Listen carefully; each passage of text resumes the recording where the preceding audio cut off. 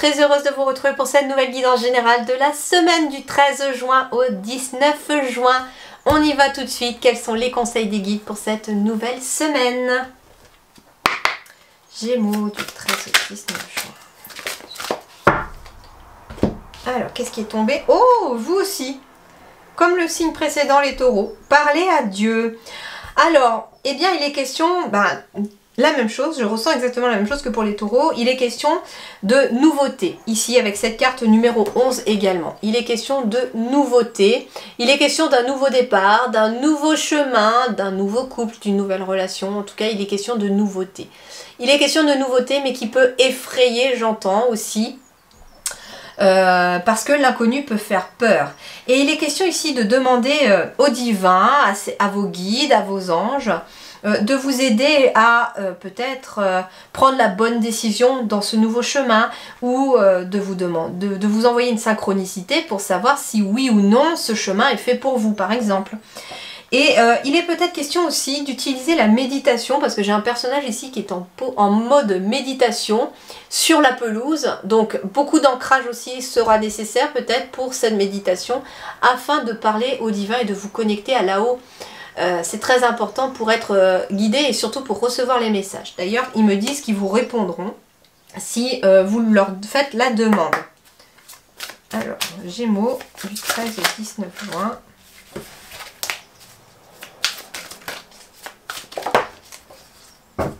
Alors, ici j'ai la communauté.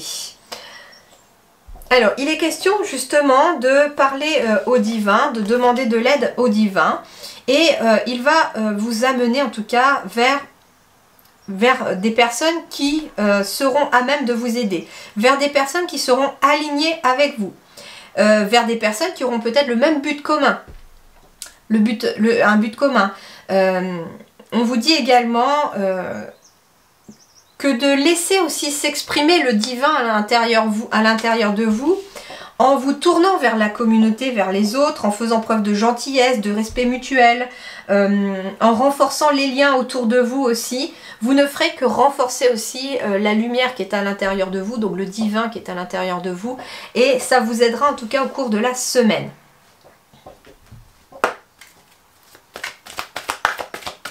J'ai un chiffre 13 avec la carte de la communauté. Donc ça veut dire ici que cette nouveauté, ce nouveau chemin avec le 11, amène sur un chiffre 4 au final.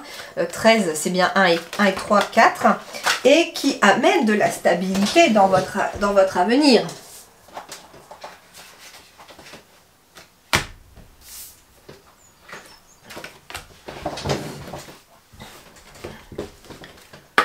Alors...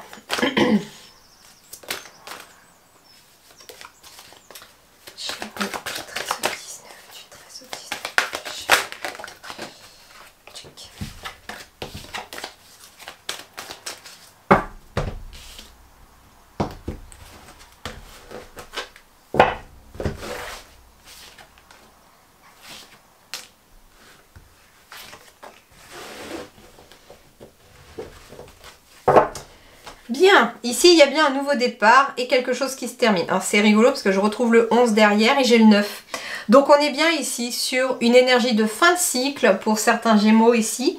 Donc il peut être question aussi de relations qui se terminent. Il peut être question aussi, par exemple, de finir un moment de célibat pour entamer une relation à deux. Avec le 11, ça fait aussi 2. Et on est sur une carte d'espoir derrière. Donc ici il est question d'un nouveau départ, d'accepter la fin de quelque chose pour y laisser entrer quelque chose de nouveau. Ça peut être de nouvelles relations professionnelles, ça peut être une nouvelle relation amoureuse, ça peut être des nouveaux amis aussi, les Gémeaux. En tout cas, on me dit qu'il est ici, c'est une énergie de tendresse cette semaine, de douceur qui va régner. Mais à condition de ne pas jouer au chat et à la souris, c'est ce que j'entends. Il est question ici, très clairement, les amis, d'être clair dans ce que l'on veut l'un envers l'autre ou dans ses relations. Hein? C'est non seulement on ne doit pas jouer au chat et à la souris finalement avec l'autre, si vous aimez cette personne, eh bien il faut être clair dans ses sentiments. Si vous n'avez pas de sentiments pour cette personne, il faut aussi être clair dans ces sentiments-là.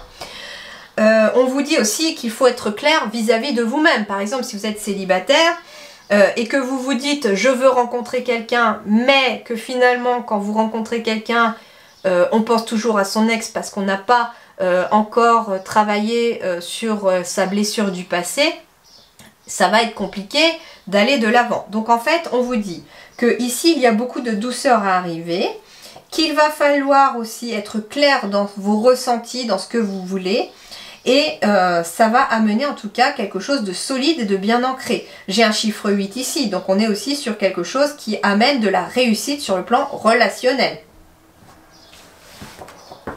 Mais il faut être clair avec les autres et avec soi-même.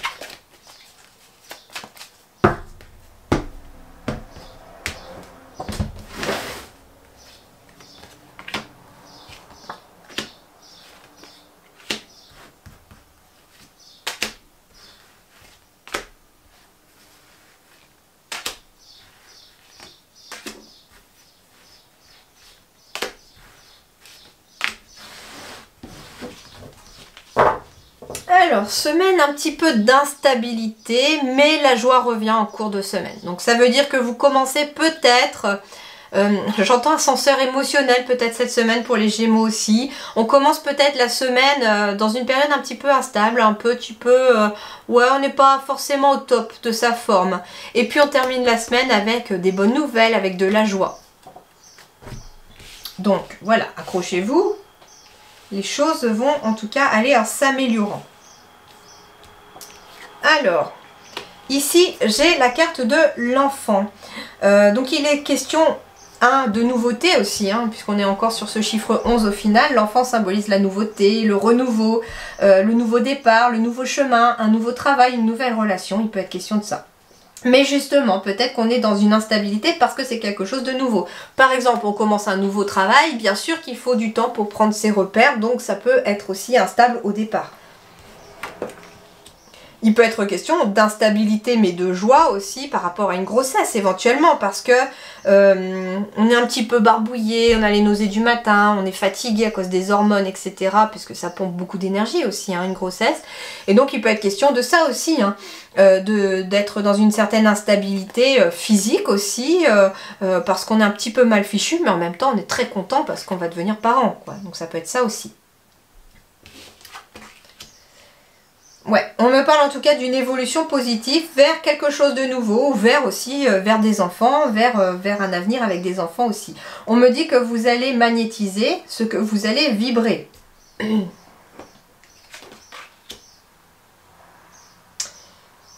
est question aussi... Ah, alors j'ai le boomerang avec les enfants. Il est peut-être question aussi d'avoir été séparé de ses enfants. Alors peut-être qu'ils sont grands aussi, qu'ils sont partis pour le travail, faire leur vie. On me dit que vous allez peut-être être séparé de vos enfants parce qu'ils sont partis faire leur vie, etc. Et on vous dit qu'ils vont en tout cas être de retour parce qu'il y a quelque chose qui évolue. Ça peut être une mutation qui les ramène vers vous. Ça peut être malheureusement aussi une séparation amoureuse pour un de vos enfants aussi qui fait qu'on revient chez papa et maman.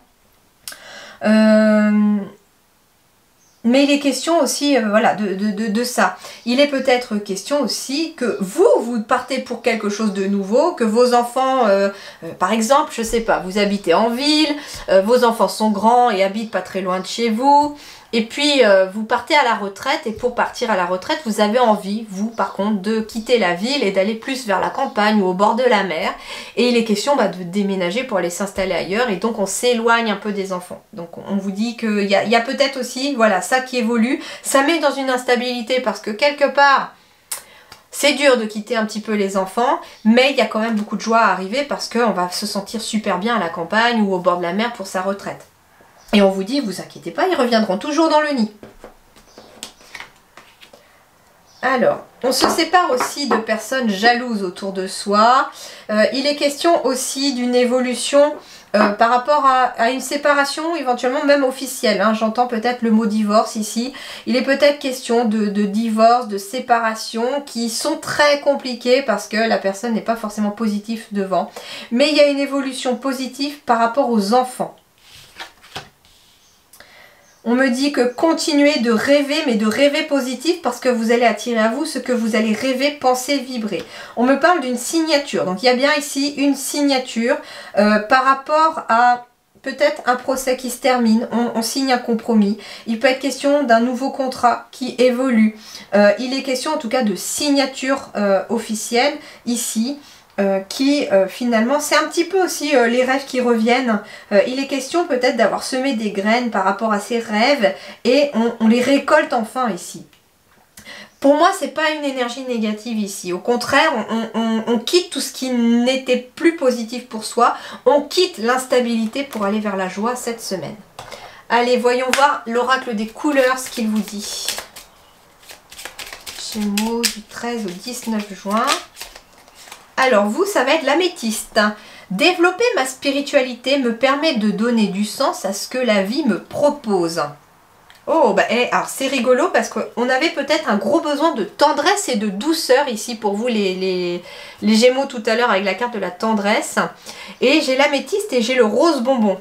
Alors l'améthyste, en effet, c'est une pierre également violette. Hein. Je l'aime, elle est un peu loin de moi. Donc c'est une pierre violette qui peut vous aider dans votre spiritualité par exemple parce qu'elle travaille sur le troisième œil aussi, elle amène une certaine connexion aussi hein, avec le divin.